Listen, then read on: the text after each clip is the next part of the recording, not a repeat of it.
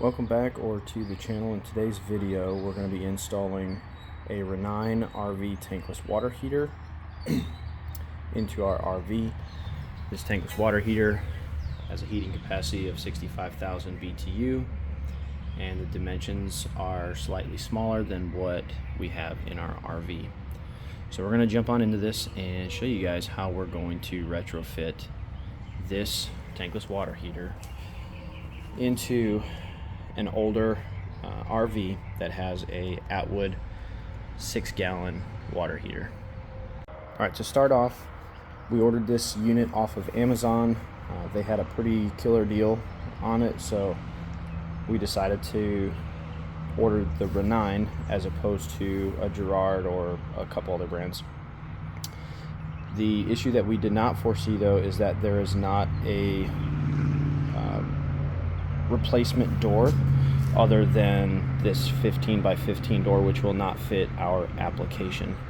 So what we ended up doing is ordering a different door from Girard off of Amazon. So this was an open box, it came, it's just fine. There's no issue with it, but it does have one slight modification that we're going to have to make because the vent hole for the exhaust is not in the same location as the Ranein. I did contact Ranein. They told me that the larger door kits should be available the end of this month, or next month I think is what they said. So that would be July. But we have a GSWH-2 door, and the slight modification that we're going to make is going to be, and I'll just show you on this Ranein door, but in order for this hole to line up with this vent, we're going to have to cut on the Girard door just a little bit over this way. So rather than make a whole new hole up here, we're basically just going to cut straight across, kind of enlarge this hole, and then we will take some, we're working on a trailer as well right now, we're going to take some of this 032 marine grade aluminum sheet. We're going to cut a small square of it, and then we will end up drilling probably 4 holes and then riveting it into the new opening, and we will cut the new round hole required for this vent, and then that should seal up. There is a seal, I think it's in the box. There is a seal that goes in place of this, so we will cut the same hole just in the aluminum sheeting to match that seal, and it's more of a silicone gasket, if you will, or O-ring. So we'll do that. Anyways, without further ado, let's get out to the trailer and see what we're working with, because we do have some slight framing that we're going to have to do just to make sure that this thing is fully secured. We are going to fish some wires for the thermostat, but my guess is that we're going to secure it here at the bottom, along the bottom edge, along the side edge, and this will be the trail edge of the trailer that we're going to secure it to, as the door from Girard shifts the entire unit over to the right. It is the right size for the hole that's in the trailer, so it will fill up any gap, and so we're going to have to put a support piece probably over here. I have some 1.5 inch aluminum 1/8 inch square tubing that we did purchase from a local company here in Georgia, and that will just be a support that gets screwed into our existing aluminum frame via L brackets. So I think that'll be the easiest way, so there's no welding. I really didn't want to use wood, just because if it were to get any type of wet, I don't want it to take on any moisture or water. We may have to fill some gaps up here. I'm hoping we don't have to, but we'll see. And then the last thing we'll have to do per the instructions is build a little platform out of wood, which we can secure to the wood floor in the trailer. So let's get out to the trailer. I'll show you guys kind of what we're working with, and we'll start tearing out the old Atwood unit. All right, so here's the Atwood unit, as stated before. This was, I believe, a 15 or 14 inside by, I think it might have been 16 and a half opening, with an 8 or 17 opening with an 18-inch door. So this door is 15 by 18. Hopefully we're not going to get rained out here, but we're going to try to get this done. All right, so first thing you want to do, you want to drain all the water out of it, which we've done because we just came back from a trip. Disconnect your propane tanks from the tanks. So turn it off, disconnect it, drain your tank, and then we'll start disconnecting everything. Make sure that there's no power going to this unit. The RV tankless water heaters generally are all, from what I've seen, just strictly 12 volts. So you won't have any 120 volts. So there are going to be some wires that you're going to leave disconnected, and then you're only going to use your 12 volt wires. So we'll score this up here and get the screws out that secure it, and then pull the tank out. All right, so we got our replacement Dometic plug that we purchased a while back out. It was a 15/16 socket. The water tank is draining now. We're going to go disconnect the propane and then make sure we got no power going to it. All right, so we got the old unit out. We got the new unit sitting here. And I thought this was going to be aluminum framing all the way around, but it's not. So looks like there's some wood that's sandwiched in between here, so that's not a big deal. The tubing, I took a guess that it was 1.5 inches, but I think this is probably 1 inch from what it looks like. Not a big deal. It's pretty much sitting the same height as this 1.5 inch block. So what we're gonna do is, it wants, per the instruction manual for the Ranein water heater, it does want support screwed directly to the floor, or a plate, a wooden plate. So they want either 2 blocks like this, here and here, so you'd have one here and then one here, or they want them going this way in that fashion. So I'm gonna cut a short piece of probably just a 2x4, because I don't have any 2x2, and fasten it down here. That'll support it. This opening is roughly, I think when I measured it, there was like 1/8 of an inch gap at most between the top of the water heater, the new water heater, and this cutout. But then we have probably a 2 or 3 inch opening here. So what we'll do is we'll fasten either a 2x4 that we rip down just to screw to for the door, or I'll take a piece of that 1.5 by 1.5 aluminum and fasten it in here, because I don't think I have any 1 inch square tubing, and then I'll just use the other square tubing for something else. Anyway, so we got our wires here. We've got a brown, a white, an orange, and a green.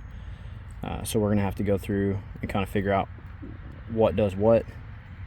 Shouldn't be too difficult, considering the wires that came off the water heater don't really match the RV. So like white went to brown, green went to white, blue went to orange, and then orange went to green. So we should be able to match them up just by simply looking at the schematic on, hopefully it's got it on here. Oh, let's see. So we'll have to find a schematic to see what all those wires go to. We can also test them as well by turning, once we turn the power on, we can check for 12 volts on whichever wire. My guess is it's probably, if I'm not mistaken, I thought it was white and blue, but don't quote me on that. I'll look back at it and see. All right, so we got our supports in here. They need to be, if they're facing this way, 7 to 11 inches apart.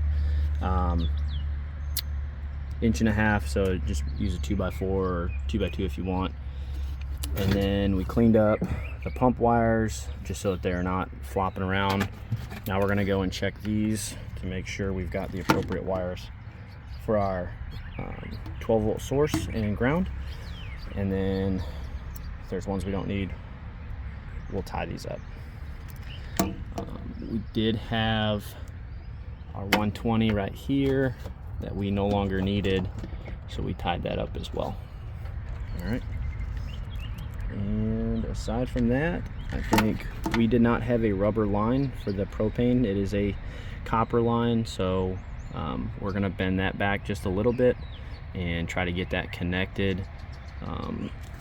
Should be a good fit there. And then we didn't mark these because I know that this bottom one is cold water and the top one was hot water, so should be good on that. Oh, the kit did not come with butyl tape. Just make sure you grab some of that. I'm gonna wipe this down with mineral spirits and get that all cleaned up before we get all that stuff in. We'll test fit the water heater and make sure we have the appropriate piece to go in here to anchor to. Like I said, I'm probably gonna do the aluminum tubing, but we'll see. All right, so we went through and we tested out all 4 of these wires. Okay, so this white one is the ground in our trailer. It's a 2009 Jayco Eagle Lite 31.5 BHDS, and we verified this by taking a multimeter and doing a resistance or continuity check. And we have our water pump back there, which has a darker wire attached to the white wire, and it's only these 2 right here. So it's like a white, I think it's a black wire. Let's see. Yep, black. All right, so the black wire goes to what looks like the power. I think it goes to the power on the pump, and then the black wire, or the ground on the pump itself, is connected to the white wire right back there. All right, so we checked that. That's a good ground. We then went to the panel and we turned the gas switch on,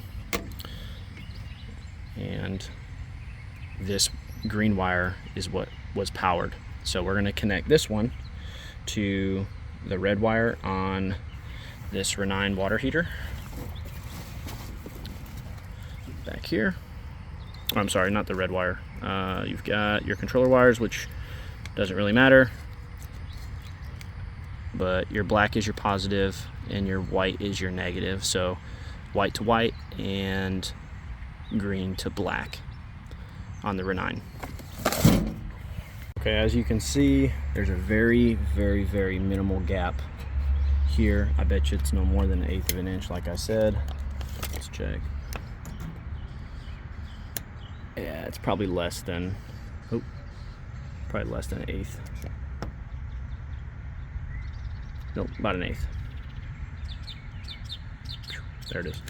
All right, so about 1/8 of an inch gap at the top. Not a big deal. We can fill it. Or it will be fine. It'll connect or attach to the trailer here at these screws, and then we just need to fill. This is pushed all the way to the right. We can fill this gap here with a piece of wood or aluminum. If we did aluminum tubing, it'll be fine. It'll be supported down here with this other block. So we can just do an L bracket here and an L bracket up here, which is wood as well. So either way we go, it'll suffice. So all right, we're gonna go ahead and get this butyl tape on, get this secured. We'll do the wiring before we insert, so we'll put the butyl tape on first, and then go from there. Correction, we're gonna put the butyl tape on the door because the door is gonna go on, but we have to mark that out first so we can cut it.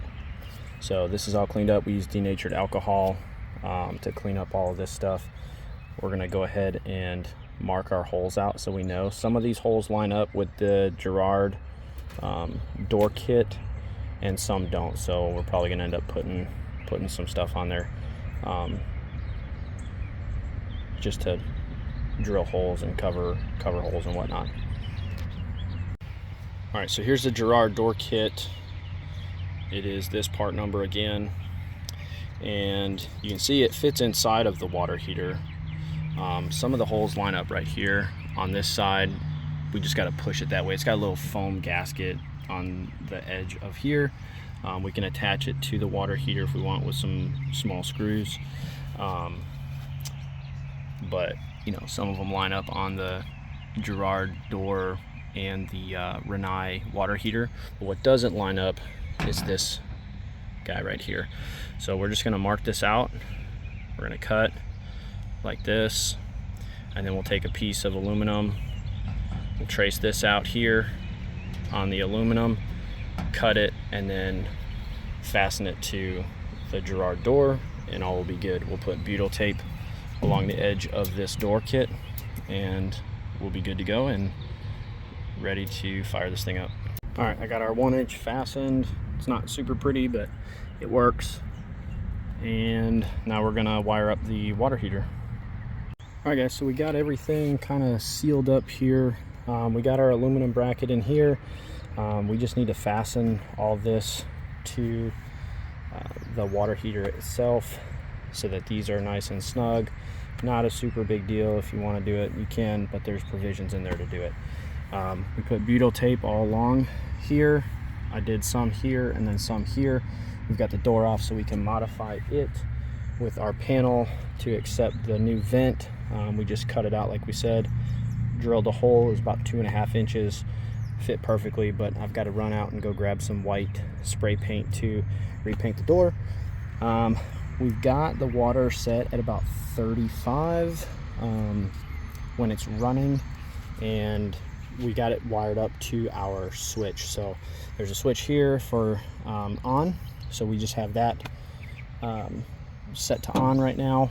And then when we go into the RV, you'll see we have to flip the LP switch. It'll turn the control panel on. I did not want to go ahead and just run the control panel wires all the way up to the front of the camper up here by the bathroom.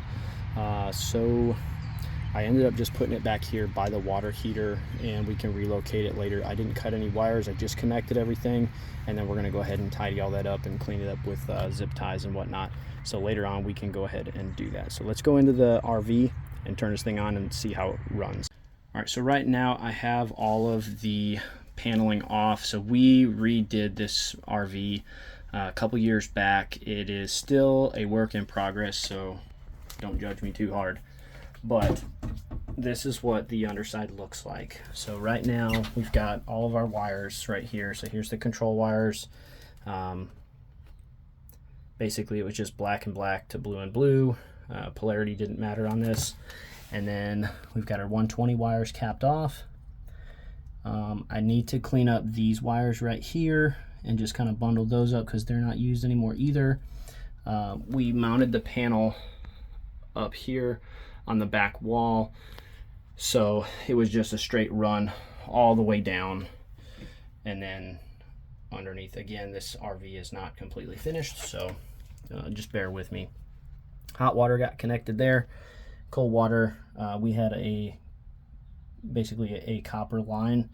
I've already tested that and made sure that it's not leaking, and then we'll go ahead and tidy up all these wires here once installation is fully complete. So anyways, let's go to the panel and turn the LP switch on. All right, so here is our panel. We're gonna hit the water heater. So first we turned on the breaker, that's first. Then we hit this, that'll turn on the panel right here. All right, and then it's gonna give you the flow, the voltage, the inlet temperature of the water, and then the outlet that you would like. So we've got this one set to 111, and it is fairly warm. So let's go ahead and go turn some water on and then see how quickly we get hot water. All right, so this is a sink that we put in from IKEA. and then built the countertops. But this is straight off of Amazon. It's just like a kitchen faucet sink. We turn it to the back for hot water, so we're gonna go ahead and turn that on.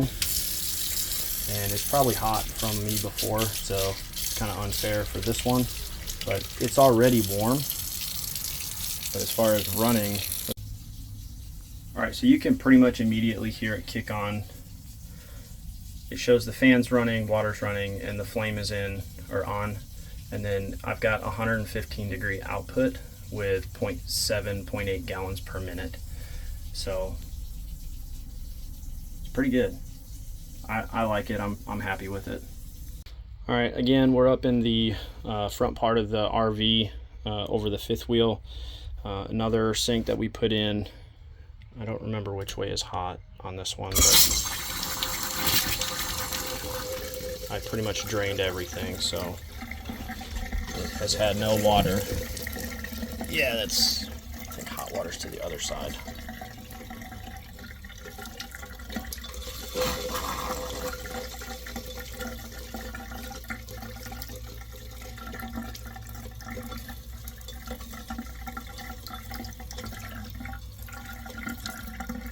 Could be wrong.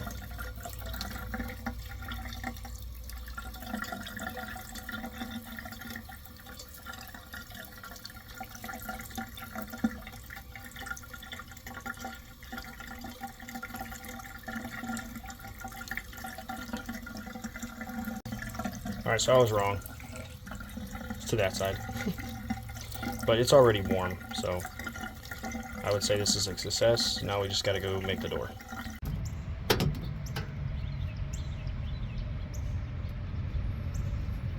It's not perfect, but it works. So we'll get these graphics switched out for the right model and everything. We took pictures of them off of the old, and we'll get them transferred over, and then this is going to get painted white so that it matches everything, and then we'll put probably some sealant or something. I'm going to figure out something to keep this from doing this, but once it's secured, it's fine. So